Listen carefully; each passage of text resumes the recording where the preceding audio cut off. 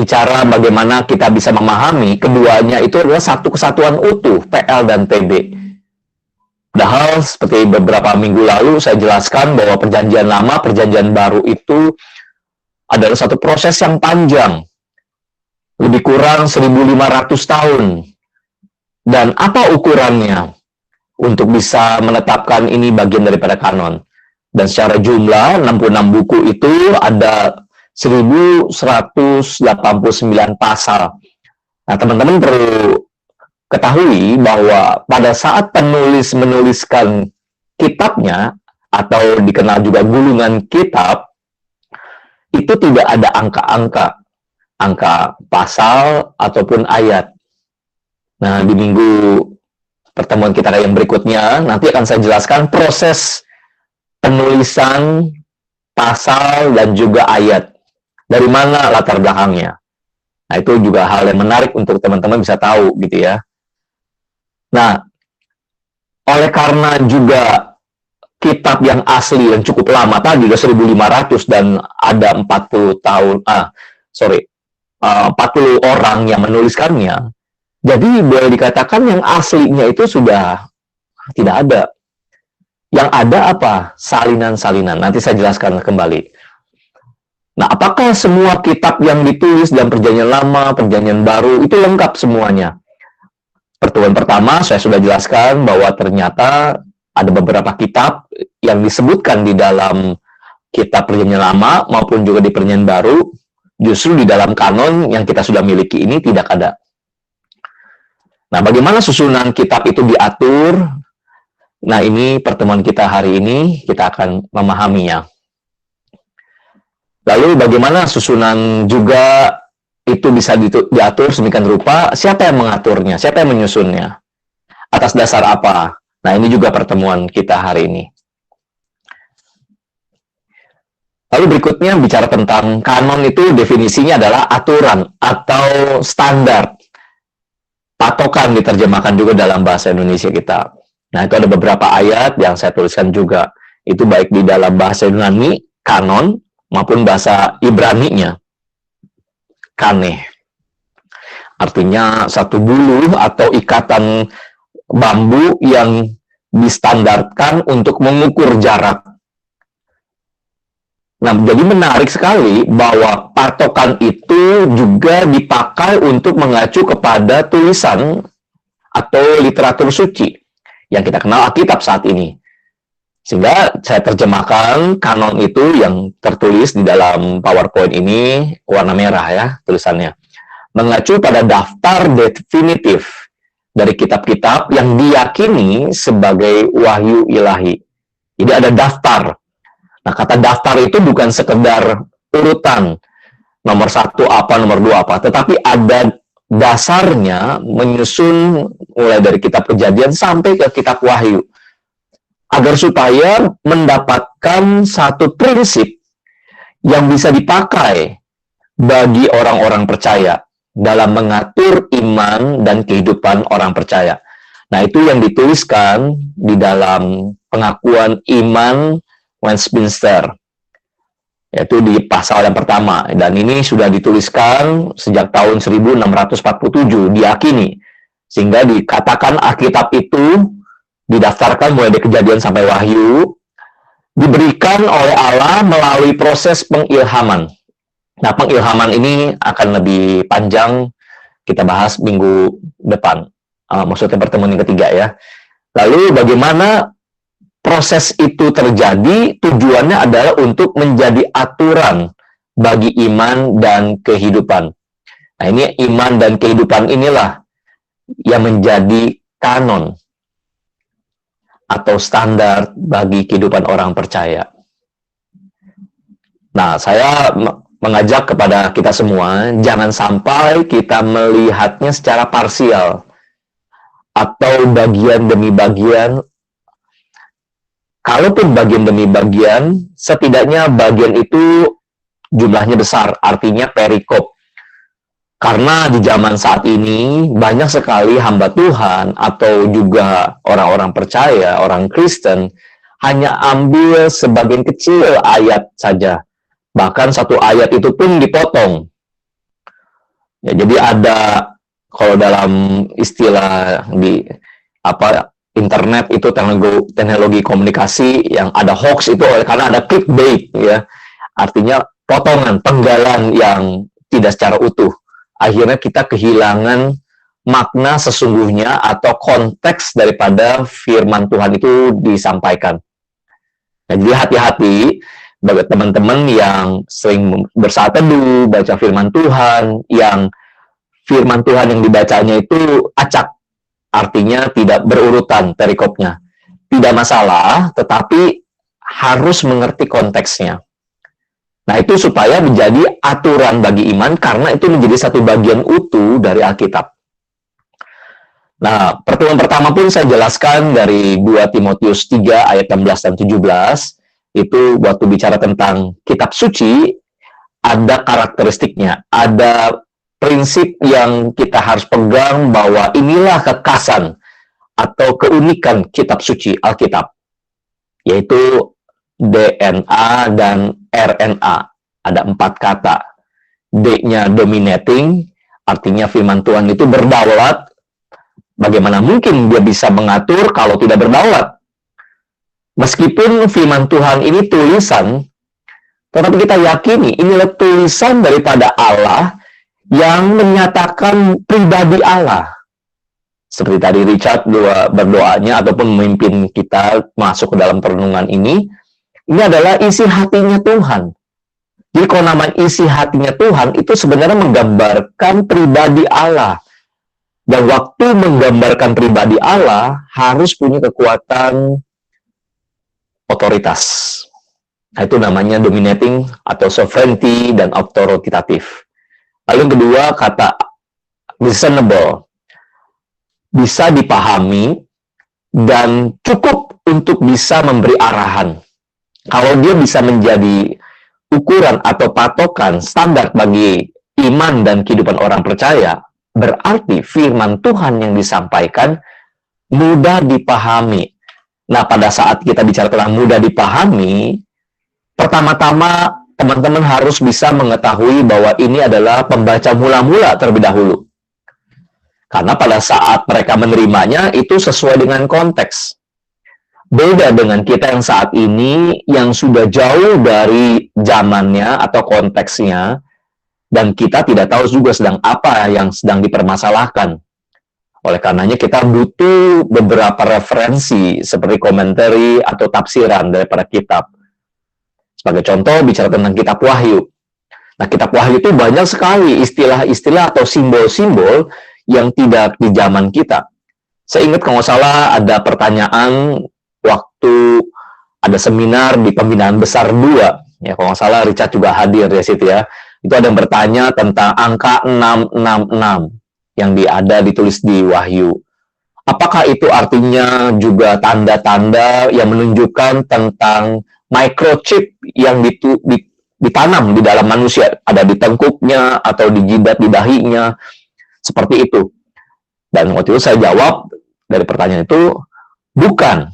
Konteksnya saat itu 66 tanda di dahi itu adalah mengacu kepada Nero, Kaisar Nero atau pengikutnya Nero, atau juga menjadi golongan orang yang ingin menganiaya orang Kristen. Nah, kata di dahi itu artinya kepada pemikiran atau sudah menetapkan dirinya untuk hidup menganiaya orang Kristen.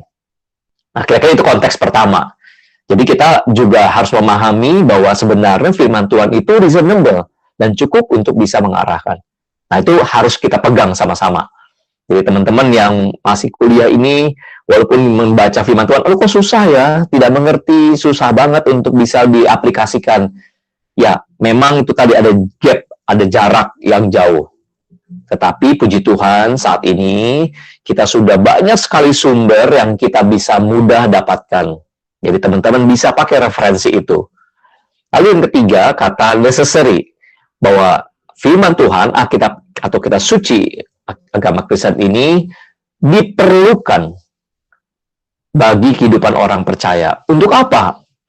Seperti yang tertera di dalam 2 Timotius pasal 3 ayat 16, untuk mengajar, menyatakan kesalahan, memperbaiki kelakuan, mendidik orang dalam kebenaran. Untuk apa lakukan ini semuanya? Untuk bisa melakukan pekerjaan yang baik.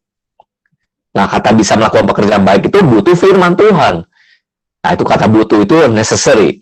Dan ini sangat penting. Sama seperti Mazmur 119 ayat 105. Firman itu pelita bagi kaki dan terang bagi jalan. Dan kata yang keempat adalah akurat. Artinya tepat sekali atau tajam sekali dalam menjawab permasalahan. Nah, meskipun di dalam permasalahan kita yang modern seperti revolusi industri yang keempat atau masuk ke revolusi industri kelima, itu tidak ada penjelasannya yang secara spesifik tertera di dalam firman Tuhan. Tapi prinsip itu sudah jelas ada di dalam firman Tuhan. Dan itu sudah cukup akurat. Lalu berikutnya adalah bicara tentang beberapa kitab yang sejak semula kita kenal dengan istilah-istilah homologomena. Homologomena adalah kitab-kitab yang pada saat pembaca mula-mula itu tahu dan langsung diterima. Dan bahkan jadi standar bagi keturunan selanjutnya atau generasi demi generasi. Tanpa diragukan lagi. Contohnya adalah kitab Taurat Musa. Waktu itu diberikan kepada Yosua, dari kitab itu cuma satu, atau gulungan-gulungan. Jadi satu itu maksudnya satu kesatuan. Gulungan-gulungan yang ditulis oleh Musa, itu diserahkan kepada Yosua. Dan Yosua itu menyerahkan juga kepada kaum Lewi, yang melayani di bait suci atau kemah suci. Dan mereka yang mengajarkan. Dan diperintahkan oleh Musa bahwa Yosua harus memperkatakan Taurat ini kepada para orang-orang Israel yang masuk ke tanah perjanjian. Nah, itu langsung diterima kitab Taurat itu, tidak diragukan lagi. Ya, nah itu juga menjadi bagian masuk dalam kanon. Itu urutannya Kejadian sampai Ulangan. Itu namanya homologomena. Yang kedua adalah antilogomena. Anti itu artinya kitab-kitab yang ditentang pada mulanya untuk masuk dalam kanon. Di dalam Perjanjian Lama ada kitab Ester, ada Amsal, Pengkhotbah, Kidung Agung, dan Yeskiel. Nah, kenapa ditentang pada mulanya? Jadi karena ada beberapa alasan spesifik. Contohnya kitab Ester. Kitab Ester itu tidak ada kata satupun Yahweh atau El Elohim. Kata Yahweh itu adalah Tuhan, yang diterjemahkan dalam bahasa Indonesia huruf kapital semua. Tuhan. Kalau El itu Allah. Atau Elohim juga Allah. Nah, itu tidak ada kata di dalam kitab Ester itu. Sehingga diragukan kalau ini adalah bagian dari kanon. Namun pada akhirnya para rabi atau orang-orang Yahudi menerima kitab Ester itu. Lalu kitab Amsal. Kitab Amsal itu saya jelaskan waktu lalu diragukan karena kumpulan yang terpisah-pisah. Sama seperti teman-teman kalau belajar bahasa Indonesia waktu di SMA atau di SMP, ada peribahasa. Peribahasa dari daerah mana, peribahasa daerah mana. Lalu ada guru bahasa Indonesia mengkompilasi, menggabungkan semua jadi satu kumpulan atau satu buku. Nah, itu yang dipertanyakan, ini asalnya dari mana? Kalau sih itu Amsal Salomo, jelas bisa diterima. Tapi ini ada Amsal-Amsal yang tidak dikenal. Siapa dia? Nah, kalau teman-teman lihat Amsal pasal 30, coba bisa lihat di dalam Alkitabnya ya. Amsal 30, itu kalau di dalam terjemahan bahasa Indonesia sudah ada perikopnya. Ya, jadi dituliskan perkataan-perkataan Agur bin Yake. Agur bin Yake dari Masa. Siapa Agur bin Yake? Dicari-cari di dalam Alkitab nggak ada tuh Agur bin Yake. Ini siapa gitu? Tidak pernah muncul sebagai seorang raja yang dicatat di dalam raja-raja atau satu tawarik. Lalu ada lagi di dalam pasal 31. Amsal-amsal untuk Lemuel dan ibunya. Lemuel, Raja Masa. Siapa Lemuel ini? Nggak ada. Masa itu di mana itu? Kok bisa masuk dalam Amsal ini? Nah, itu diragukannya. Ya. Lalu kitab Pengkhotbah. Kitab Pengkhotbah juga diragukan oleh karena betulkah ini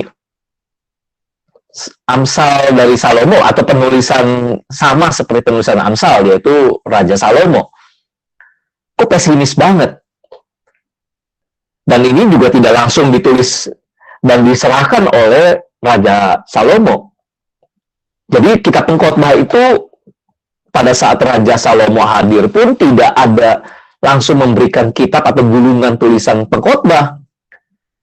Jadi baru beberapa periode kemudian baru diyakini ini sepertinya ada tulisan yang ditulis oleh Salomo. Beda ya, seperti tadi Musa langsung menyerahkan kitab Taurat kepada Yosua dan Yosua menyaksikan itu dan menjadi bukti bahwa betul ini tulisan Musa. Tapi Pengkhotbah tidak. Apalagi Kidung Agung. Ya, jadi dua kitab dari Salomo, Pengkhotbah dan Kidung Agung ini diragukan sepenuhnya. Sampai akhirnya diyakini ini ya benar ajaran daripada Salomo atau tulisan Salomo. Kalau Pengkhotbah di masa hidupnya Salomo sudah tua menjelang kematiannya. Kidung Agung di masa-masa mudanya dia selalu terlena dengan kecantikan daripada beberapa perempuan. Dicatat di dalam Alkitab bahwa Salomo punya 700 istri dan 300 gundik. Totalnya 1000. Amazing. Ya ini luar biasa. Jadi makanya dikatakan Kidung Agung ini diragukan bahwa betul nggak ini, tapi ternyata ini menjadi bagian kitab kanon. Yeskiel, kenapa diragukan? Karena ini juga sama di zaman pembuangan orang Israel, khususnya bangsa Yehuda ke Babel, dan pesimis sekali, dan juga banyak simbol-simbol atau sikap-sikap hidupnya Nabi Yeskiel ini yang aneh-aneh. Disuruh telanjang, jalan di banyak orang, lalu di pinggir jalan. Di pinggir jalan dia tidur dan di pinggir juga ada kotoran-kotoran kerbau. Wah ini seperti orang sakit nih ya, orang schizofren nih, katanya begitu. Jadi diragukan karena isinya. Jadi Yeskiel itu diragukan oleh karena isinya. Tetapi akhirnya ada masuk. Kalau Perjanjian Baru, kitab Ibrani, ini tidak dikenal penulisnya siapa. Diperdebatkan banyak sekali pada awal-awalnya itu diyakini adalah Rasul Paulus. Tetapi di luar dari kebiasaan Rasul Paulus menuliskan setiap suratnya itu selalu mencantumkan nama dia. Yang ini tidak. Jadi ini tulisan siapa? Dan sangat banyak sekali dari isi Perjanjian Lama. Nah, akhirnya memang diterima. Lalu Yakobus. Ini mengacu kepada bukan Rasul Yakobus muridnya Tuhan Yesus. Karena Yakobus muridnya Tuhan Yesus itu orang yang pertama dicatat dalam kitab para rasul yang mati, martir. Jadi Yakobus itu rasul yang pertama yang mati syahid. Jadi Yakobus yang dimaksud ini siapa? Adiknya Tuhan Yesus. Dan dia menjadi kepala jemaat di Yerusalem. Ya, jadi Yakobus dan juga Yudas, ini ada dua kitab nih, Yakobus dan Yudas. Karena ditulis konteksnya itu rasanya jauh dari zamannya Yakobus ataupun Yudas saat itu diragukannya. 2 Petrus, 2 dan 3 Yohanes juga sama. Ini belum diyakini sebagai tulisan Petrus sendiri ataupun Yohanes. Nah, akhirnya para ahli Alkitab mengatakan, betul ini memang bukan tulisan langsung Rasul Petrus dan juga Rasul Yohanes. Namun ada orang yang mengatasnamakan Rasul Petrus, Rasul Yohanes. Dan mungkin itu menjadi bagian dari Rasul Petrus untuk menuliskannya melalui orang lain. Sehingga akhirnya 2 Petrus, 2 dan 3 Yohanes masuk di dalam kanon Perjanjian Baru. Lalu kitab Wahyu juga sama, karena banyak simbol-simbol. Dan 2, 3 Yohanes sama Wahyu itu di kondisi Rasul Yohanes sedang ada di Pulau Patmos, dibuang. Ya, dan itu menjadi pertanyaan, siapa yang mendapatkan surat ini? Nah, ini jadi pertanyaan waktu mula-mula. Lalu berikutnya adalah pseudodigrapha. Kitab-kitab yang ditolak oleh semua orang karena tidak termasuk kanon, sehingga tidak masuk di dalam kanon. Jadi ini adalah karya orang Yahudi di periode intertestamental. Intertestamental itu artinya di zaman setelah kembalinya orang Israel dari Babel ke Yerusalem atau Yudea, itu tahun 400 sebelum Masehi, dan tulisan ini justru ditemukan dan diceritakan kisahnya tahun 100 sebelum Masehi sampai 100 Masehi. Nah, itu ada kata asumsi Musa, perjanjian 12 uskup, Jubile, atau Henok, dan itu ditentang sejak awal mulanya. Nah, ada beberapa dari tulisan ini akhirnya masuk di dalam kitab Deuterokanonika. Ya, jadi pseudodigrapha ini awal mulanya ditolak. Dan sampai hari ini bagi orang Protestan tetap ditolak. Ya, jadi kitab-kitab itu ditolak. Berarti oleh beberapa pastor ataupun kalau galangan Katolik itu menerimanya dan dipilihlah menjadi Deuterokanonika. Ada 9 kitab ya. Nah, bagi orang Yahudi sendiri itu ada selain Alkitab itu atau kitab suci Ibrani, ada yang lain. Midras namanya. Dan Midras itu ada 2 bagian. Jadi Midras juga adalah kumpulan dari kitab juga. Namanya Halakah. Dan Halakah inilah tafsiran penjelasan Taurat.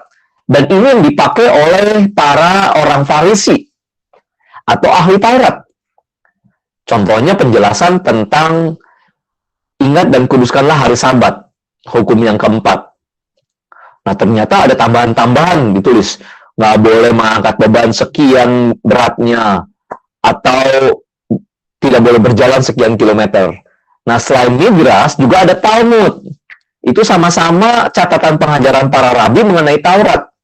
Nah, ini yang dipakai oleh ahli Taurat waktu mengajarkan orang-orang Yahudi. Jadi kalau ini adalah tafsiran Taurat yang dipakai oleh orang-orang Farisi dan ahli Taurat, Talmud ini buku dewanya bagi para ahli Taurat.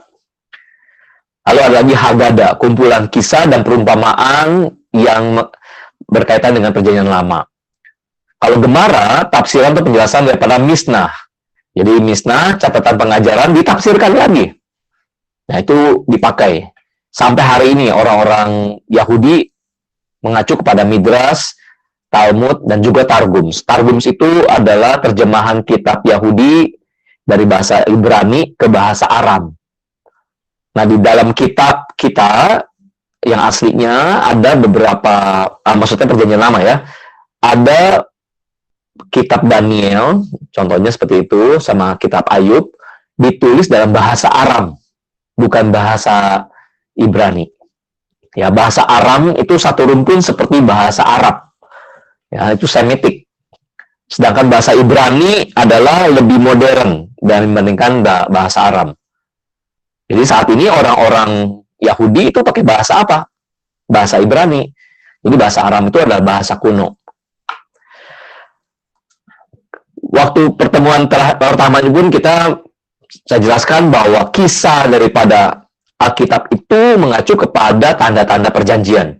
Nah, teman-teman bisa lihat lagi materi yang sebelumnya. Jadi ada perjanjian Nuh, perjanjian Abraham, perjanjian Musa, perjanjian Daud, dan perjanjian baru. Dan inilah kisah yang akhirnya menjadi standar untuk menyusun perjanjian lama. Jadi kisah inilah yang menjadi tulang punggungnya.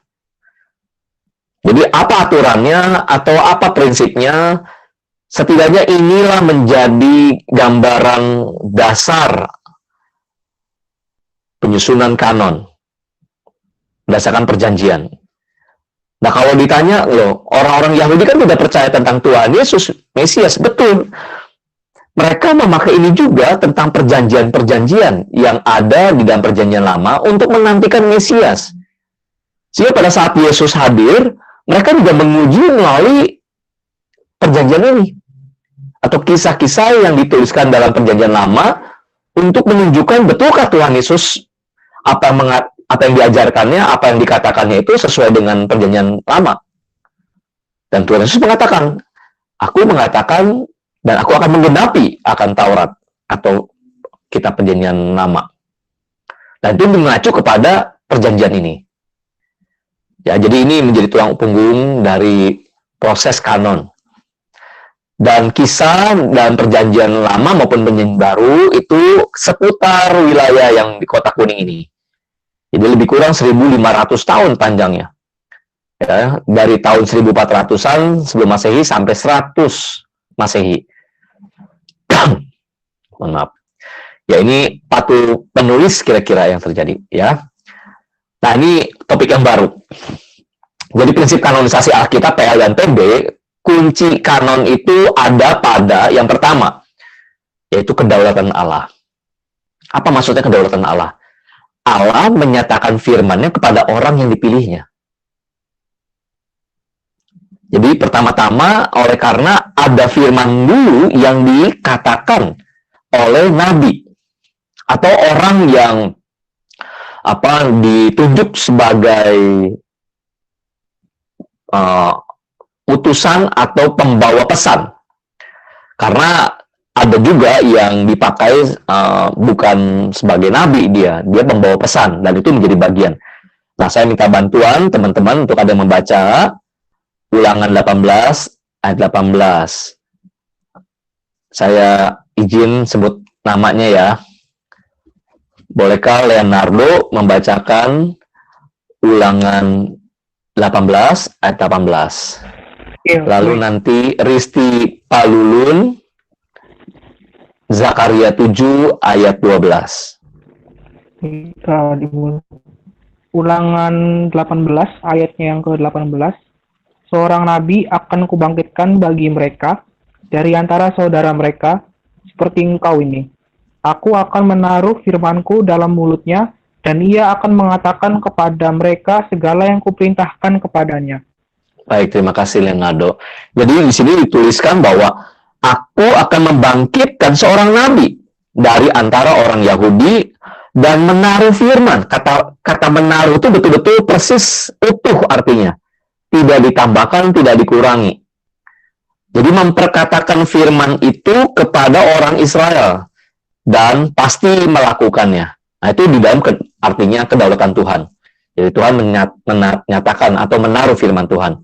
Jadi bukan langsung kitab seperti beberapa agama di dalam dunia ini selalu mengatakan kitabnya itu langsung utuh gitu ya. Ini sini enggak. Jadi ini pernyataan firman. Baik, yang berikutnya Zakaria 7 ayat 12, minta bantuan Risti. Zakaria 7 ayat 12, mereka membuat hati mereka keras seperti batu amril, supaya jangan mendengar pengajaran dan firman yang disampaikan Tuhan semesta alam melalui rohnya dengan perantaraan para nabi yang berumur. Oleh sebab itu, datang murka yang hebat dari Tuhan. Baik, terima kasih Risti. Jadi itu jelas bahwa Allah sebenarnya sudah menyatakan firman, tetapi justru mengeraskan hatinya. Memang ini kalimatnya Allah mengeraskan hati mereka. Atau Allah membuat jadi mereka tidak mengerti. Yaitu sebenarnya tetap mengatakan bahwa ini Allah yang berdaulat, Allah yang berkuasa. Namun manusia itu menolaknya. Dan sini jelas bahwa ada Roh Kudus, rohnya, roh Allah yang bekerja di antara para nabi. Memperkatakan firman. Jadi jelas bahwa ada kedaulatan Allah yang bekerja kepada orang-orang yang dipilihnya. Dan itu istilah yang diinspirasikan atau dihembuskan nafas dari Allah.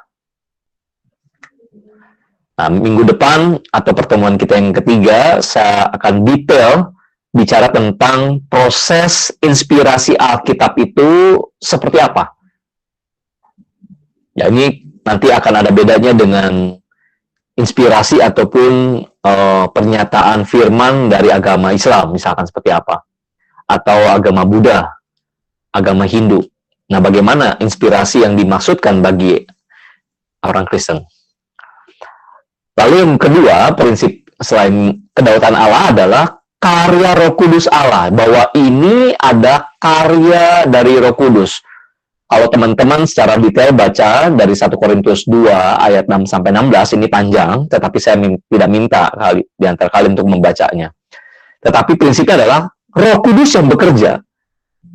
Dan itu sangat diyakini oleh Rasul Paulus bahwa Roh Kuduslah yang bekerja di antara para penulis atau para nabi. Jadi spesifik sekali di dalam Perjanjian Baru atau tulisan surat Paulus ini, Paulus memperkenalkan bahwa yang dari zaman Perjanjian Lama, para nabi, itu digerakkan oleh Roh Kudus. Walaupun secara umum di dalam Perjanjian Lama, kita tahu adalah Allah yang menyatakan firman-Nya. Tapi itu digerakkan oleh Roh Kudus. Jadi teman-teman bisa mencatat bahwa penulis kitab sesungguhnya itu adalah Roh Kudus. Jadi Roh Kudus adalah pribadi Allah yang ketiga yang menyatakan kebenaran firman Tuhan dari Bapa maupun juga Tuhan Yesus kepada para pendengar atau penulis. Nah, nanti pertemuan ketiga itu akan saya jelaskan lebih dalam tentang karya Roh Kudus bagi orang percaya, yaitu adalah inspirasi firman Tuhan. Sehingga buat kita sebagai pembaca atau pendengar, kita harusnya berdoa sebelum kita persekutuan membaca firman Tuhan secara pribadi dalam gereja, itu berdoa kepada Roh Kudus. Jadi tepat sekali kalau kita mengatakan dalam doa kita seperti ini. Ya Roh Kudus, kiranya Engkau memberikan pencerahan bagi kami. Iluminasikanlah firman-Mu kepada kami. Apa yang kami baca, apa yang kami renungkan, apa yang kami dengar, kiranya berasal daripada Tuhan yang digerakkan oleh Roh Kudus. Nah, itu tepat sekali kalau doanya begitu. Lalu bagian kedua adalah selain karena adanya kedaulatan Allah, yaitu adalah kesaksian para nabi, atau para rasul, atau para murid, dan kaum para rabi. Nah, itu dikenal penulisnya sebagai rabi, atau nabi, atau pelihat. Seringkali juga di Alkitab ditulisnya ahli kitab. Contohnya adalah Nabi Ezra. Nah, Nabi Ezra itu disebut sebagai ahli kitab. Bahkan di kitab Nehemia pun menyebutkan nama Ezra sebagai ahli kitab.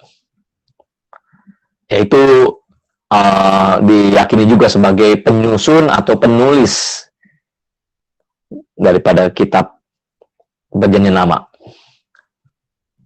Lalu dipakai lagi dalam ibadah umat. Dibicarakan, dinyanyikan, diajarkan, sehingga itu menjadi dasar kanonisasi Alkitab, baik Perjanjian Lama maupun Perjanjian Baru. Nah, secara lengkapnya, prinsip ini kita kenal dengan beberapa istilah, yaitu yang pertama, ditulis oleh seorang rasul atau seorang yang dipimpin roh lainnya, maksudnya dipimpin roh, bukan roh lainnya ya, maksudnya dipimpin roh, bahwa pesan itu adalah dari Tuhan. Nah, itu disebutnya prophetic, kenabian, dan apostolicity, kerasulan. Jadi harus ditulis oleh seorang rasul atau seorang nabi yang dikenal oleh orang saat itu. Jadi itulah sebabnya kenapa tadi Amsal, Pengkhotbah, Kidung Agung, Ester, itu karena tidak diketahui penulisnya siapa. Juga kitab Ibrani, Yakobus. Karena ini betul gak sih rasul atau nabi yang nulisnya? Beda sama Musa. Musa langsung kitabnya atau gulungan-gulungan kitab itu kepada Yosua. Atau Samuel. Ya, itu banyak beberapa tulisan-tulisan seperti Daniel juga itu langsung diyakini. Karena memang banyak saksi ataupun para muridnya atau para pengikutnya atau orang Yahudi menerima kitab itu langsung.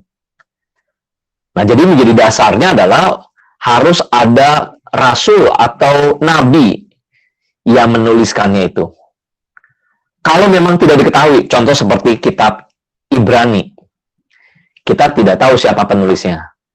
Namun para bapak gereja atau ahli kitab tetap mengatakan adalah dia orang percaya. Entah itu rasul yang tidak mau dikenal namanya sehingga tidak dicantumkan dianya. Tapi dia punya otoritas dari pengajaran yang berasal daripada Tuhan. Lalu yang kedua, ortodoksi. Orto itu lurus. Doxa dalam bahasa Yunani itu artinya ajaran atau prinsip-prinsip. Jadi prinsip yang lurus atau yang sejalan. Jadi ditulis dengan adanya kesinambungan pesan dengan beberapa kitab atau tulisan sebelumnya. Itu namanya ortodoksi. Jadi kebenaran itu tidak boleh saling bertentangan. Jadi ada ortodoksinya. Misalnya kitab Taurat mengajarkan apa, jangan sampai di kitab para nabi, entah itu Daniel, Yesaya, dan seterusnya itu justru menentang Taurat. Atau di Perjanjian Baru menuliskan tentang pengajaran Yesus yang jelas-jelas menentang Taurat. Nah, Tuhan Yesus sendiri mengatakan, aku akan menggenapi Taurat. Nah, jadi itu ada prinsip ortodoksi. Nah, kitab-kitab yang masuk dalam kanon Deuterokanonika rontok atau gagal di dalam hal ini. Jadi tidak setuju masuk dalam kanon karena tidak ada ortodoksi. Dan juga yang nomor satu itu nggak jelas siapa yang nulisnya. Dan itu ada di periode di zaman intertestamental, di mana tidak ada suara kenabian atau ada seorang nabi yang menuliskan kitab. Jadi terakhir itu kitab Maleaki. Dan itu adalah di zaman yang setelah pembuangan di Babel kembali ke Yudea. Dan tidak ada nabi yang suara kenabian atau menuliskan kitab. Jadi itu ditolak. Kitab Apokrifa, ya, yang masuk dalam Deuterokanonika. Yang ketiga, disebutkan sebagai Catholicity. Nah, itu maksudnya bukan dipakai oleh agama Katolik. Kata katolokos atau artinya Katolik itu artinya utuh, satu kesatuan. Nah, ini mengacu kepada orang-orang Kristen yang sudah tersebar kemana-mana atau gereja-gereja yang udah tersebar di mana-mana menggunakan atau bersatu bersama-sama sepakat untuk menggunakan literatur-literatur ini. Jadi ditulis untuk semua generasi, dapat ditulis ke penerima pembaca pendengar tertentu, tapi berlaku secara universal. Itu namanya Katolik. Dan orang Kristen mula-mula pun dari setelah zaman para rasul sampai ke tahun 1517, nanti Oktober tanggal 31 kita merayakan reformasi. Mereka orang Kristen itu mengatakan sebagai seorang percaya atau Katolik. Nah, baru setelah zaman reformasi, Katolik itu mengacu kepada aliran Kristen yang dibawa koordinasi Katolik Roma. Lalu ada gerakan Protestan, gerakan kembali kepada kebenaran firman Tuhan. Ya, itu nanti 31 Oktober merayakan reformasi tahun 1517. Dan keempat, ini digunakan dalam ibadah-ibadah orang-orang percaya. Kalau teman-teman lihat kisah para rasul pasal yang kedua, ayat 42 sampai 47, itu disebutkan bahwa mereka bertekun dalam pengajaran para rasul. Nah, para rasul mengajarkan melalui apa? Dua sumber. Yang pertama, Perjanjian Lama. Yang kedua, ajaran Tuhan Yesus yang belum dituliskan, yang diingat oleh para rasul. Jadi, tradisi orang-orang Yahudi itu sangat kuat sekali, namanya oral tradition. Perkataan-perkataan. Nah, kenapa? Karena tulisan atau kertas atau perkamen itu mahal. Ya, walaupun ada yang menuliskannya. Nah, ini sejarahnya ya.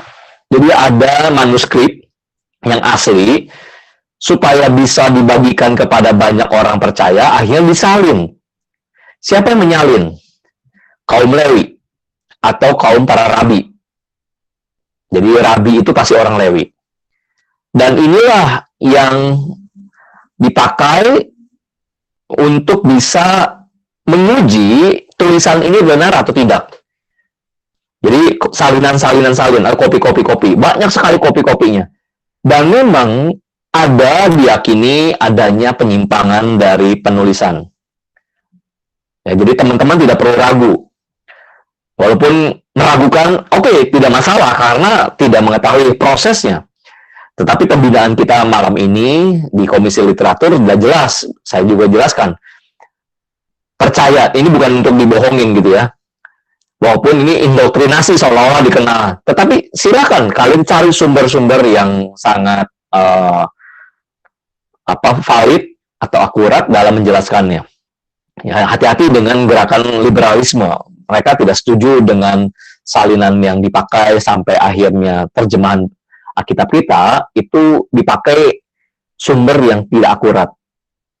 Nah, ini sudah proses yang cukup panjang dan sudah diyakini bahwa ini salinan yang kita gunakan pun sudah diuji. Sebagai contoh, di tahun 1947, nah itu ada, oh maaf ini bergeser ini ya, gambarnya tiba-tiba terangkat.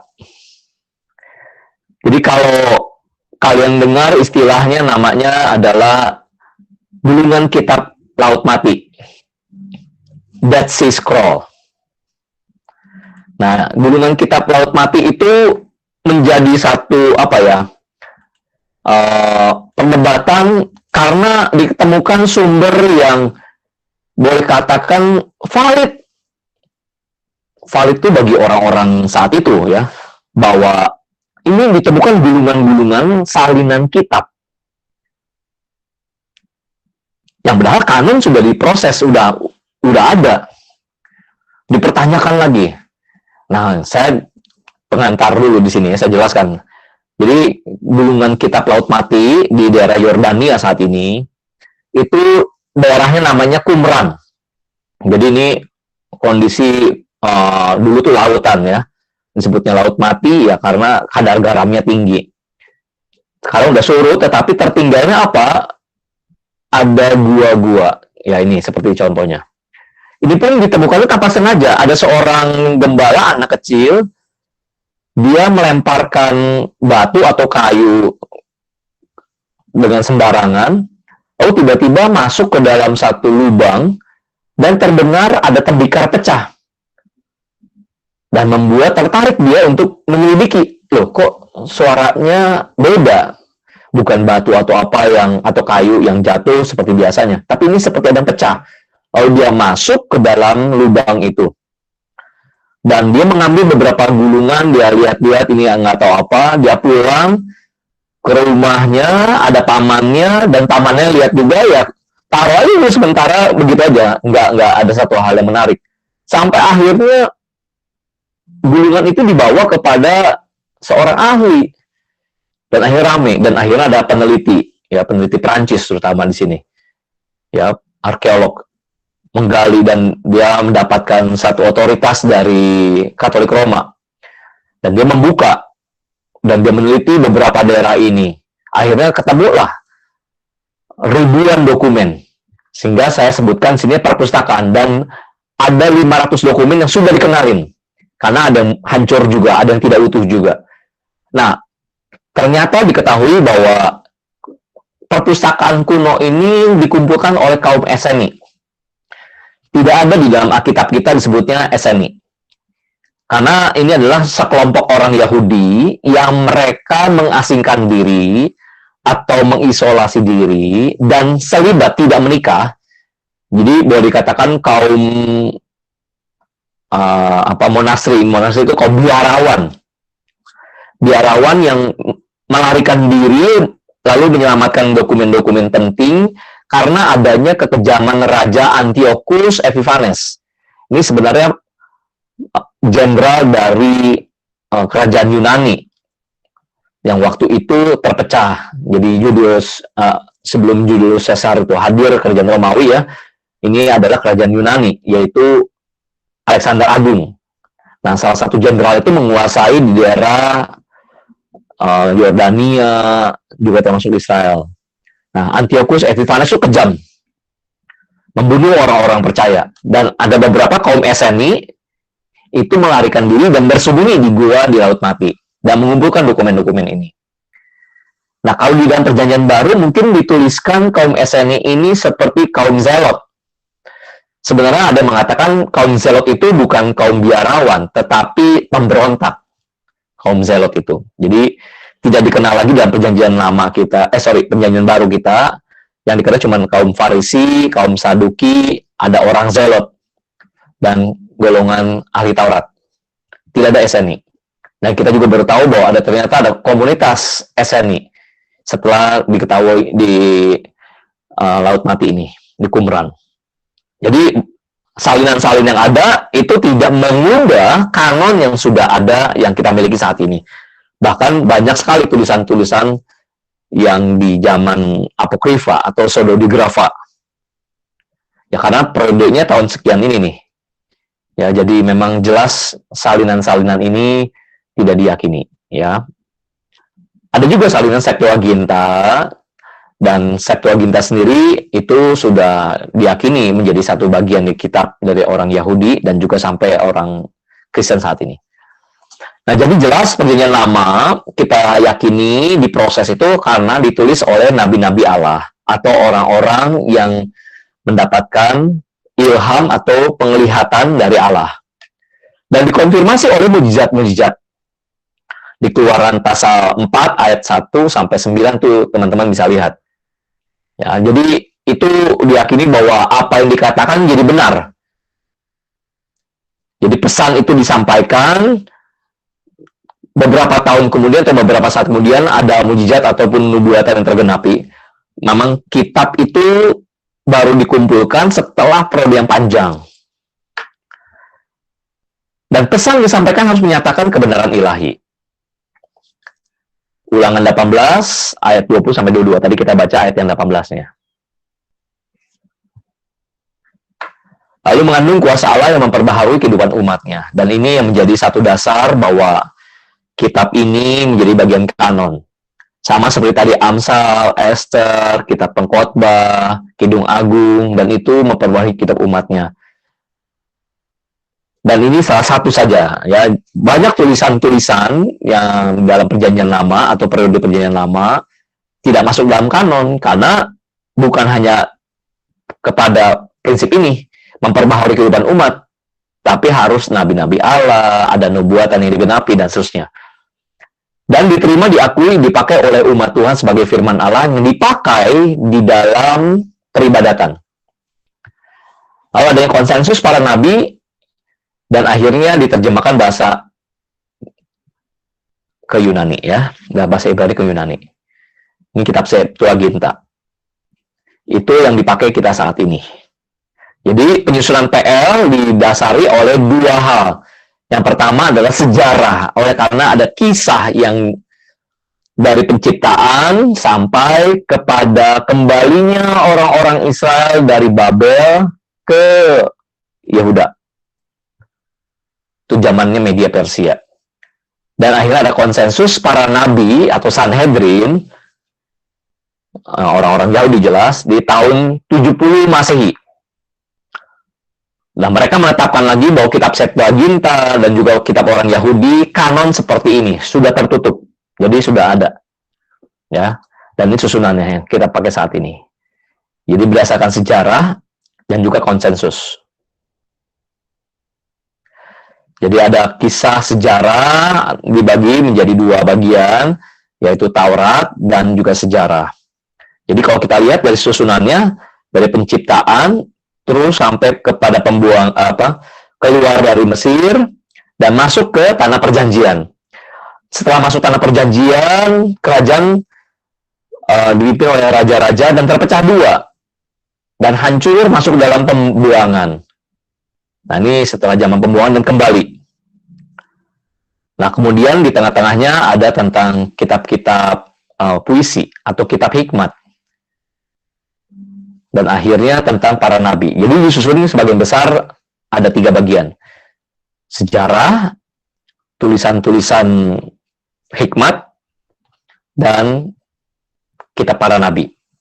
Jadi disusun sedemikian rupa ya. Jadi kebagian besar. Namun tetap sejarahnya adalah dari penciptaan sampai kembali orang-orang buangan dari Babel ke zaman Media Persia itu. Ya, itu dalam perjanjian lama. Perjanjian baru. Ya, perjanjian baru juga disusun berdasarkan sejarah. Jadi sejarahnya itu dimulai dari Injil. Nah, ini yang kita yakini ada sejarah, lalu surat-surat dan nubuatan. Jadi 3 bagian besar. Jadi sejarah, lalu surat-surat, pengajaran rasul, ada Rasul Paulus, dan juga ada Petrus, Yohanes, dan juga orang Ibrani, Yakobus, Yudas. Nah, ini susunannya kira-kira seperti ini. Ya, jadi yang kita sudah terima saat ini disusun sedemikian rupa, seperti apa dasarnya, nanti di bagian slide berikutnya akan saya jelaskan. Tapi kalau secara historis, tulisan atau surat ini itu diurutkan kalau dari muncul pertama-tama, yaitu ini kitab Yakobus pertama-tama. Jadi perjanjian baru kitab Yakobus lah yang pertama ditulis. Kira-kira tahun 45 tahun 49. Ini karena rentang ini panjang karena ya itu tadi tidak diyakini Yakobus itu betul nggak yang menulisnya adalah adik Tuhan Yesus.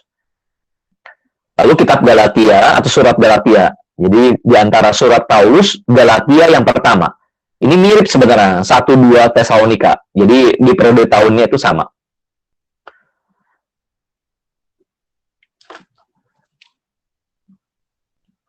Lalu di antara Injil adalah Injil Markus yang pertama. Ya, ini kira-kira tahun nih ya, dan semuanya juga sama. Yang terakhir tetap diyakini adalah surat Wahyu. Nah, bagaimana penyusunan perjanjian baru? Dimulai dari sejarah kelahiran Tuhan Yesus.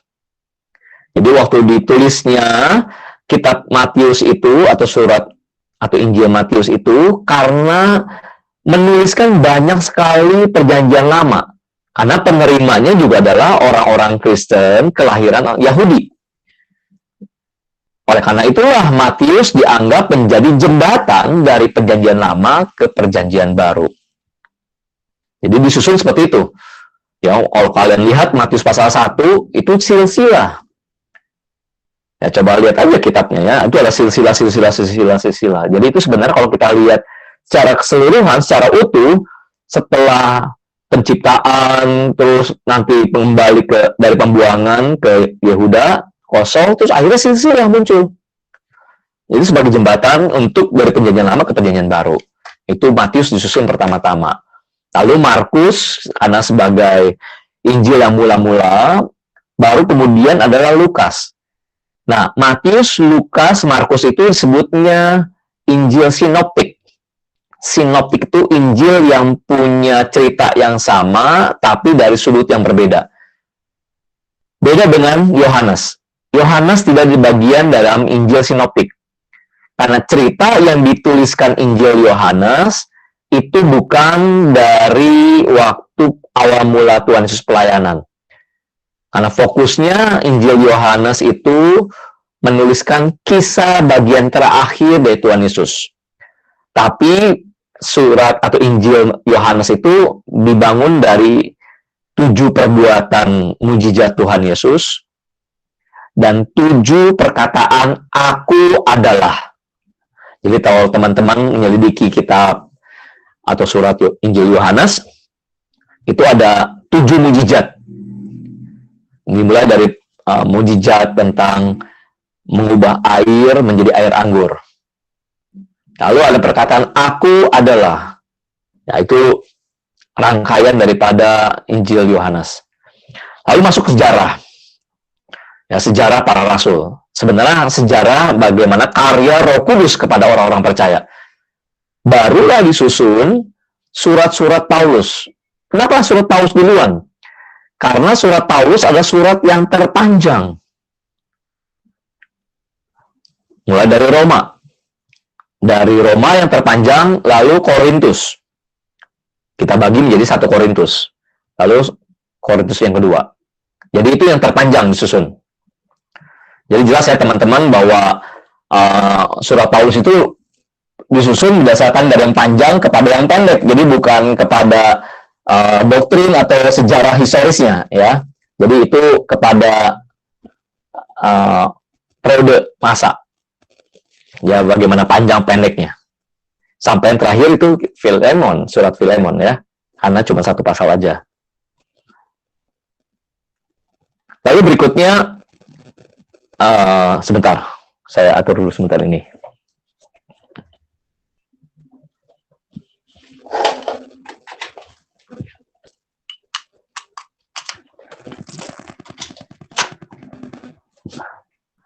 Maaf, ada gangguan teknis. Ya, kembali teman-teman. Jadi bahwa surat-surat Paulus disusun berdasarkan yang panjang. Baru berikutnya surat-surat dari Petrus atau Ibrani dulu, ya. Ibrani itu masuk disisipkan karena awal mulanya diyakini adalah Rasul Rasul Paulus. Lalu baru kemudian kepada akhirnya Rasul Yohanes, ya. Nah, ini ditetapkan oleh konsili gereja, konsili Laodikia tahun 363 Masehi, konsili Kartago 367 sampai akhirnya konsili Hippo. Ini bapak-bapak gereja atau orang-orang percaya yang juga menekuni firman Tuhan dan menetapkan. Jadi lengkap sudah 39 perjanjian lama, 27 perjanjian baru menjadi kanon orang Kristen, orang-orang percaya. Terakhir, kesimpulannya. Jadi kesatuan kanon PLTB terletak pada kisah Allah bagi manusia di dunia. Jadi disusun bukanlah asal kumpul-kumpul begitu saja, tapi ada ceritanya. Dimulai dari penciptaan. Lalu kejatuhan manusia dalam dosa. Akhirnya juga ada karya penyelamatan Allah bagi manusia yang berdosa, yang disampaikan oleh para nabi, rasulnya, dan sampai Tuhan Yesus juga hadir, memberikan hidupnya, mati, menebus dosa manusia. Kemudian dia bangkit dan dia terangkat ke sorga. Lalu memberikan mandat kepada murid-muridnya untuk memberitakan Injil. Jadi itu kisahnya kehidupan baru orang percaya, proses pemberitaan Injil, itu yang ada di dalam surat Paulus atau surat para rasul. Sampai akhirnya di Wahyu, penantian kedatangan Kristus yang kedua kalinya. Jadi kalau kita rangkum 5 poin ini itu jadi 4. Penciptaan, creation, kejatuhan, fall, penebusan, redemption, dan yang keempat adalah restoration, pemulihan kembali. Atau nanti saat Kristus datang kedua kali itu ada terjadinya penggenapan, consummation. Oleh karena itu inilah menjadi prinsip PLTB itu menjadi aturan iman dan kehidupan orang percaya. Yang kita kenal saat ini istilahnya Biblical Christian Worldview. Wawasan dunia Kristen yang Alkitabiah. Jadi kalau teman-teman pernah mengikuti kemarin pembinaan besar yang kedua yang saya sampaikan tentang kekristenan dan juga teknologi atau budaya, atau juga rekan sepelayanan saya juga yang membagikannya tentang ilmu pengetahuan dan juga perkembangan zaman, itu kami punya dasar penjelasannya adalah wawasan dunia Kristen yang Alkitabiah, mulai dari penciptaan, kejatuhan, penebusan, dan penggenapan. Nah, inilah proses kanonisasi yang kita sudah bahas bersama. Ukuran kanonnya apa, kesatuan kanon PLTB juga sudah lengkap.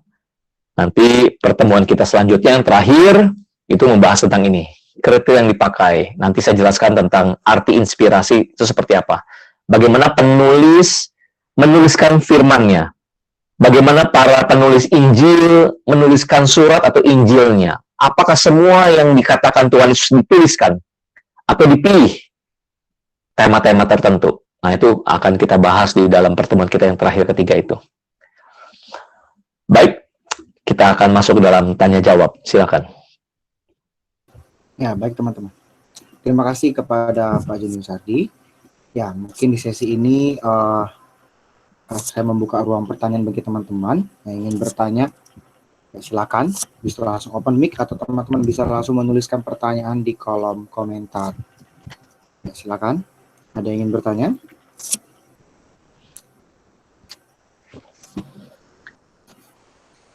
Oke, Denny bertanya, ada di kolom komentar. Pertanyaannya, apakah mempertanyakan sejarah kejadian Alkitab hanya menunjukkan bahwa kita mempertanyakan keotentikan dan otoritas Alkitab?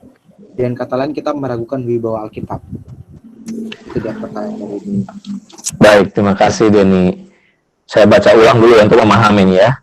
Mempertanyakan sejarah kejadian Alkitab hanya menunjukkan bahwa kita mempertanyakan otentikan dan otoritas Alkitab. Saya maaf nih, kurang paham nih maksudnya apa nih. Jadi kalau kita bertanya tentang sejarah, jadi Alkitab tidak berotoritas gitu. Begitukah maksudnya Denny Linda?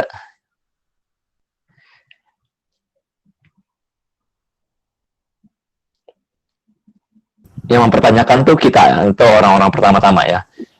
Jadi memang mempertanyakan tentang keotentikan atau tulisan-tulisan WhatsApp itu sebenarnya bukan mengacu kepada keotoritas Alkitab. Jadi setelah penyusunan kanon, lalu para ahli kitab atau ahli Taurat dan juga bapak-bapak gereja melalui teologi, melalui ilmu kitab itu ya akhirnya meyakini ini firman Tuhan yang berotoritas. Itulah sebabnya kanon itu menjadi arahan atau fokus untuk bisa ditetapkan. Dan itu menyatakan kanon atau otoritas Allah. Yang tadi BRNA itu. Jadi kita saat ini sebagai orang percaya mengakui bahwa otoritas Alkitab itu jelas sekali dinyatakan oleh Allah dan menyatakan isi hatinya Tuhan. Sehingga Alkitab berotoritas itu satu keyakinan teologis dari orang-orang percaya. Ya, waktu kita mempertanyakan tentang sejarah, tentang Alkitab, apakah artinya kita meragukan wibawa Alkitab? Tidak harus. Ya, kita mau mengetahui bahwa ini betul nggak sih, apakah sejarahnya benar, atau kayak tadi ya, kitab Qumran ditemukan. Itu bukan masalah tentang meragukan wibawa Alkitab. Jadi wibawa Alkitab itu bukan kepada kitabnya, tetapi dari pernyataan Allah, pernyataan daripada tulisan-tulisan itu tentang Allah. Jadi kalau kita disebutnya Alkitab yang berotoritas, bukan Alkitab kita menjadi keramat. Jadi nggak boleh sembarangan orang yang megangnya, tidak boleh sembarang orang yang membacanya. Itu artinya kita menganggap Alkitab kita seperti kayak jimat gitu ya. Jadi otoritas Alkitab itu mengacu kepada pernyataan Allah kepada umatnya. Sehingga Alkitab itu menjadi satu-satunya sumber yang kita percayai dan kita yakini menjadi dasar iman orang percaya. Nah, kalau ada pembicara, misalkan saya, menyampaikan kebenaran, tanda kutip misalnya sebutnya, kebenaran firman Tuhan, di luar dari konteks Alkitab, perkataan saya tidak berotoritas. Karena tidak ada otoritas Alkitab di dalamnya. Meskipun ada yang mengutip dari Alkitab, tetapi dia jauh dari konteks daripada firman Tuhan itu, dia pun tidak berotoritas. Begitu ya, jadi meragukan tentang sejarah bukan berarti meragukan wibawa Alkitab. Alkitab tetap berotoritas sekalipun manusia meragukannya, atau bukti-bukti arkeologi tidak lengkap. Tetap berotoritas karena berada kepada pribadi Allah. Mudah-mudahan itu yang dimaksud dan saya sudah jelaskan ya, Denny Linda. Oke, baik. Baik teman-teman yang lain, adakah yang ingin bertanya?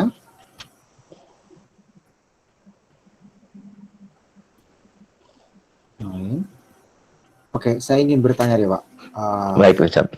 Ini Pak, tadi kan terkadang itu ketika kita udah munculkan gitu ya, bahwa Alkitab ini tadi kan ada tafsiran-tafsiran yang dituliskan oleh ya orang-orang Yahudi, tadi kan ada yang Talmud apa semua itu Pak ya. Nah, tapi bagaimana ketika Ya, ini bicara untuk menjawab orang sih Pak, menjawab orang. Apakah berarti Alkitab tidak mampu untuk boleh menjelaskan Alkitab sendiri gitu Pak? Nah, ini bagaimana perihal yang seperti itu gitu? Baik. Ya, memang ada scriptura sui interpres, ya. Jadi itu istilah dalam bahasa Latin yang dimaksudkan seperti Richard mengatakan, Alkitab menafsirkan bagi dirinya sendiri. Nah, itu adalah satu proses hermeneutik, satu proses menafsirkan kitab. Jadi waktu adanya Misdras ataupun Talmud, ya itu bukan berarti Alkitab tidak mampu menafsirkan sendiri. Tetapi cara waktu kita menafsirkan firman Tuhan, itulah yang ditegur Tuhan Yesus. Itulah yang dilakukan oleh orang-orang Yahudi, orang Farisi, ahli Taurat. Mereka lebih mengacu kepada tafsiran itu, Talmud atau Midras itu. Sedangkan Tuhan Yesus menjelaskan firman berdasarkan firman. Jadi waktu kita juga memakai tafsiran-tafsiran, bukan berarti Alkitab tidak mampu menerjemahkannya. Kita yang tidak mampunya. Nah, jadi waktu kalian ingin memahami firman Tuhan, cobalah setelah membaca tafsiran itu harus kembali kepada mengacu kepada firman Tuhan. Melihat daripada konteksnya. Melihat daripada keutuhan kisah dari Alkitab. Jadi jangan dipisah-pisahkan atau boleh dikatakan terfragmentasi. Nah, itu sebenarnya Alkitab kita sudah cukup dipakai untuk bisa menerjemahkan apa yang dikatakan firman Tuhan itu sendiri. Contoh ya, ini perdebatan di dalam kata hari dalam penciptaan. Apakah kata hari itu sama seperti 24 jam yang kita alami? Jadi penciptaan Tuhan, hari pertama, hari kedua, hari ketiga, itu betul-betul 24 jam. Nah, banyak tafsirannya mengatakan itu periode masa. Nah, kalau periode masa berarti itu dia akan mendukung teori evolusi. Ya, periode masa. Artinya Tuhan tuh ciptain hari pertama tuh dalam periode yang panjang sekali. Sehingga ada kemungkinan terjadi evolusi. Wah, itu menurut saya itu hermeneutiknya yang keliru. Kenapa? Karena kata hari dalam bahasa Ibrani itu yom. Yom yang dipakai itu dipakai juga dalam menjelaskan hari-hari dalam tulisan Taurat Musa. Jadi akhirnya kita mengatakan, betul Tuhan menciptakan hari pertama, hari kedua itu seperti hari yang dikenal oleh manusia. Bukan periode panjang masa tertentu. Nah, apa susahnya bagi Tuhan menciptakan satu hari atau satu ciptaan dalam satu hari? Nah, akhirnya penerjemahan itu juga mengacu bukan kepada waktu saja, tapi ada satu urutan. Nah, itu maksudnya Alkitab bisa menerjemahkan, sehingga kita harus melihat dari konteks pembicaraan kitab itu dituliskan atau sedang menceritakan satu kisah. Begitu kira-kira, Richard. Oke, baik. Terima kasih, Pak. Ya, bagaimana teman-teman yang lain? Apakah ada yang ingin bertanya juga? Dipersilakan. Oke. Apakah sudah tidak ada?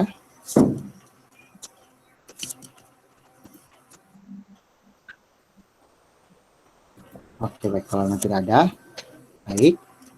Minta dengan kasih kepada Pak Junius untuk menutup kita dalam doa firman. Baik, terima kasih. Mari kita satu dalam doa untuk mengucap syukur. Bapa yang di surga, kami mengucap syukur kalau Tuhan yang boleh menyertai pembahasan kami. Kalaupun apa yang kami perkatakan, apa yang kami juga baca dari para firman Tuhan. Kami meyakini kalau Roh Kudus juga yang memberkati. Kalau terjadi akan kesalahan perkataan, ucapan daripada manusia, pemikiran manusia, karena keterbatasan kami, kiranya dalam kedaulatan Tuhan, dalam anugerah Tuhan, Roh Kudus bekerja di dalam hati pikiran kami, mengarahkan kepada kebenaran yang sejati. Jikalau timbul akan keraguan atau ketidakbelum mengertian kami, Tuhan yang memampukan kami untuk mengerti dalam waktu ke depan, baik di dalam ibadah kami di gereja, atau di persekutuan kampus, atau dalam perenungan firman Tuhan secara pribadi, atau dalam seminar-seminar, atau dalam buku-buku yang kita membaca. Tuhan Roh Kudus bekerja kepada kami. Kami mengucap syukur jikalau pembinaan kali ini juga boleh melengkapi setiap anak-anakmu di kampus IPB ini, supaya setiap mahasiswa Kristen boleh mengerti, memahami kebenaran yang sejati, kebenaran Alkitab yang menjadi otoritas dalam kehidupan orang percaya, sehingga mahasiswa boleh bertumbuh di dalam kebenaran yang sejati, dan oleh karena memiliki dasar yang teguh firman Tuhan, dan boleh membagikannya kepada orang lain, dan menjadi alumni yang mencintai firman Tuhan, yang memperkatakan firman Tuhan siang maupun malam. Terima kasih ya Tuhan, kami mengucap syukur hanya di dalam satu nama, firman yang hidup, Yesus Kristus. Dulu Tuhan dan Juru Selamat kami hidup. Amin.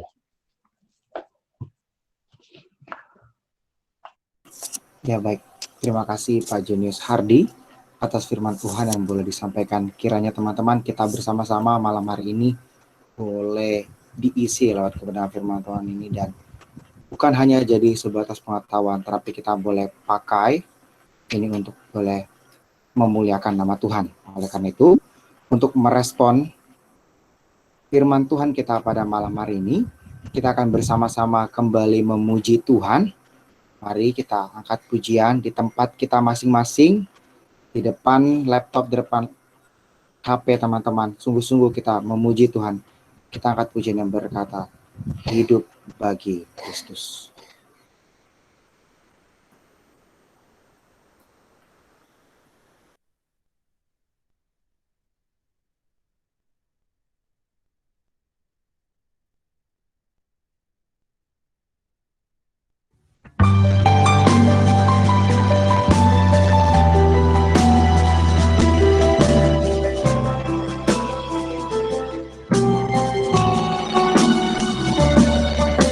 Tuhan, kau pernah ada di tengah manusia, berjalan di antara manusia berdosa, menyembuhkan yang luka, mengangkat yang jatuh, melepaskan yang terikat dalam dosa. Tuhan, telah ku rasakan indahnya kasih-Mu, tak mungkin hanya ku simpan berdiam diri. Bawalah aku berjalan di tengah dunia-Mu, buatlah aku hidup hanya untuk-Mu. Hidup bagi Kristus hanya mungkin karena kasih. Hidup bagi Kristus hanya mungkin karena anugerah. Mengasihi yang Dia kasih, melakukan yang Dia kerjakan. Ku mau hidup bagi Kristus.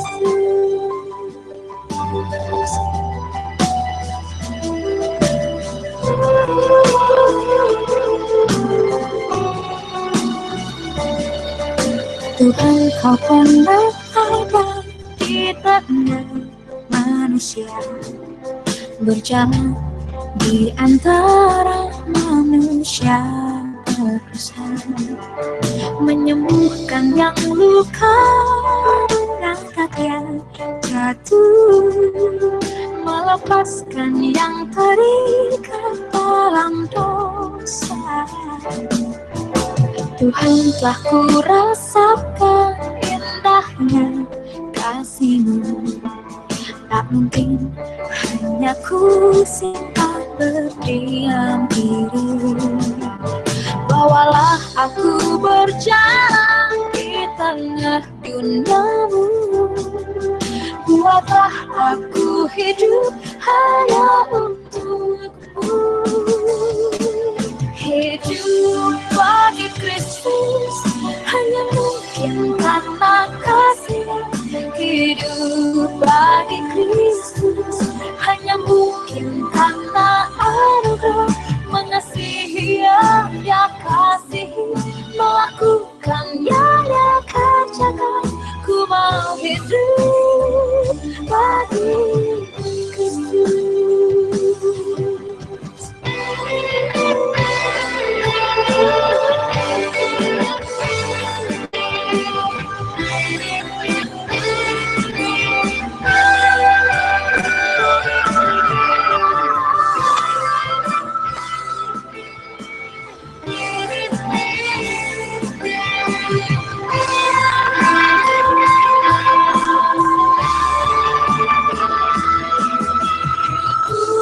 Bagi Kristus hanya mungkin karena kasih-Nya. Hidup bagi Kristus hanya mungkin karena anugerah mengasihi yang Dia kasihi, melakukan yang Dia kerjakan. Ku mau hidup bagi Kristus, mengasihi yang Dia kasihi, melakukan yang Dia kerjakan. Ku mau hidup bagi Kristus, ku mau hidup bagi Kristus.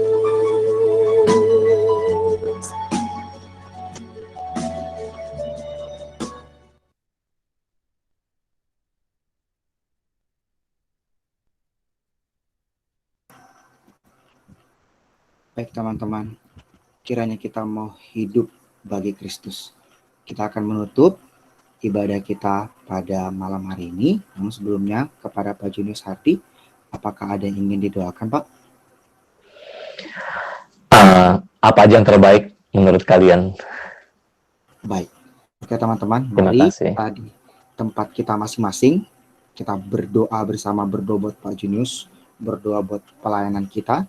Nanti Richard yang akan pimpin. Mari kita bersatu di dalam doa. Bapa, kami bersyukur kalau malam hari ini Tuhan boleh pimpin berjalannya persekutuan kami. Dan kami berterima kasih atas segala anugerah pengetahuan yang Tuhan izinkan kami terima pada malam hari ini. Biarlah Tuhan, ketika kami boleh belajar banyak, ini bukan berarti kami tahu banyak Bapak, tetapi ini membuat kami makin hari belajar, membuat kami makin hari mengerti bahwa begitu banyak rahasia yang Tuhan izinkan ada di dalam dunia ini dan perlu bagi kami untuk boleh sungguh-sungguh menggali dan belajar. Terima kasih Bapak, pada malam hari ini Kau boleh isi kami dengan begitu limpahnya lewat hamba-Mu Pak Junius Hardi Bapak. Tuhan berkati pelayanan yang beliau kerjakan, baik itu pelayanan siswa, pelayanan mahasiswa. Kiranya Tuhan pimpin dan tanggung jawabnya juga sebagai dosen ya Bapak. Kiranya juga Tuhan pimpin keluarganya, semuanya diberkati oleh Engkau Bapak. Terima kasih Bapak. Kami bersyukur kalau pada malam hari ini Tuhan ada bersama-sama dengan kami. Dan kami berdoa Tuhan buat pelayanan-pelayanan ke depan. Kiranya Tuhan pakai khususnya kami Komisi Literatur dan PMK yang ada untuk menjadi saluran berkat, mewartakan kebenaran Tuhan di dalam kampus ya Bapak. Terima kasih Bapak. Inilah doa kami. Terima kasih atas pimpinan Tuhan. Kiranya Roh Kudus-Mu yang menyempurnakan doa dan syukur kami. Amin. Baik teman-teman, silakan mengambil sikap. Bersaat teduh.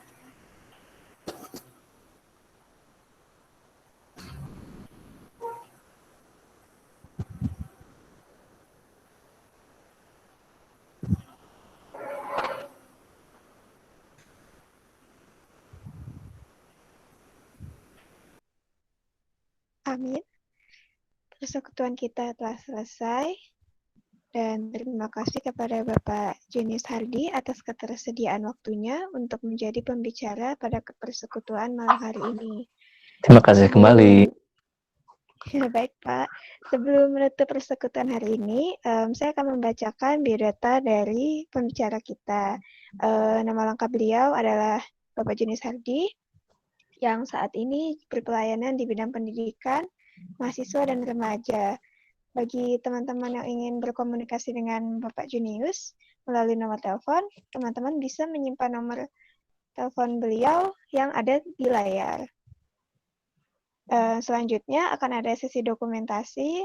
Dimohon kepada teman-teman untuk menyalakan kameranya.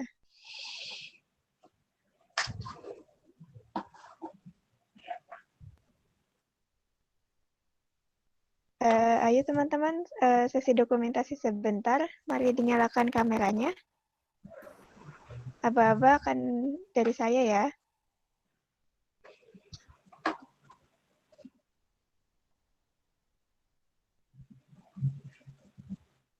Oke. Oke semua.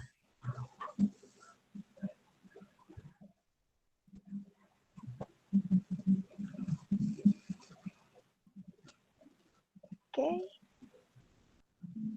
1, 2, 3. Ya, baik. Terima kasih semuanya.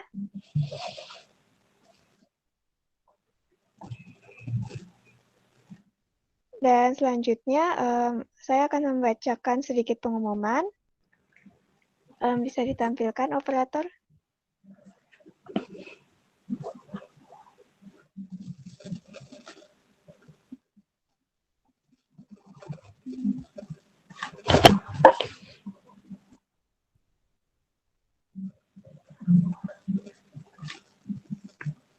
Oke, ada informasi terkait persembahan. Bagi teman-teman yang ingin memberikan persembahan, boleh mengirimkan persembahan melalui OVO atas nama Karisa Kristilina, atau jika ingin mengirimkan melalui rekening bank, bisa ke Bank Mandiri atas nama Richard, dan juga Bank Jenius atas nama Karisa. Berikutnya. Nah, untuk kepada teman-teman, jangan lupa untuk mengisi lembar evaluasi yang linknya akan dibagikan di kolom chat. Sekali lagi, teman-teman jangan sampai lupa untuk mengisi lembar evaluasi ini ya. Teman-teman bisa mengisi lembar evaluasi ini dari sekarang. Bisa diisi sampai 2 menit.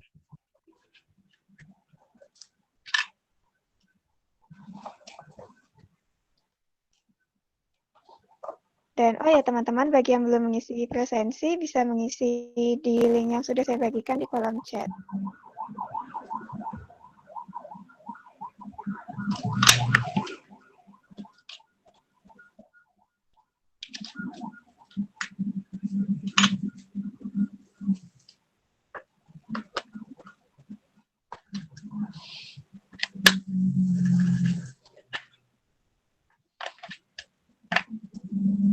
Baik semuanya, terima kasih atas kehadiran Bapak Junius dan juga teman-teman yang sudah menghadiri persekutuan komisi pada malam hari ini.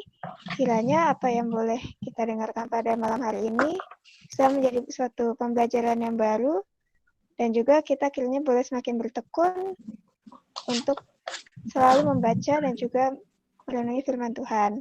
Terima kasih, Tuhan Yesus memberkati. Terima kasih. Selamat malam. Shalom. Tuhan berkati Selamat kalian malam semua. juga Pak. Terima kasih Pak Junius. Ya, izin pamit ya. Ya baik Pak. Selamat malam. Pak. Terima kasih teman-teman semua yang sudah datang. Kocu, adik 56, Risti, Genesis, Christina, Heta, Thomas. Wah, mantap kalian full team. Ya, Lengkap komik. terima kasih ya. Tuhan Yesus memberkati. Semangat UTS-nya. Tunggu kartu ucapan semangat UTS dari Kak Janis. Ada susunya nggak, Cak? Kalau di kampus mah ada susunya ya. Kalau di sini nggak ada susunya ya. Biasa next star gitu ya, beng-beng. Aduh, hai. Oke lah ya. Semangat semuanya. Selamat bertugas kembali. Kocu, apa kabar Kocu? Papua Forester nih.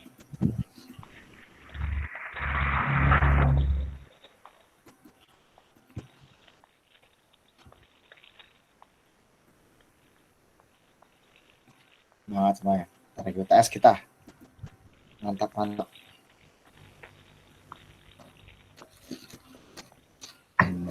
Izin live dan teman-teman. Kenapa? Izin live dulu. Oh, dadah. Terima kasih kakak-kakak dan teman-teman. Kamsahamnida.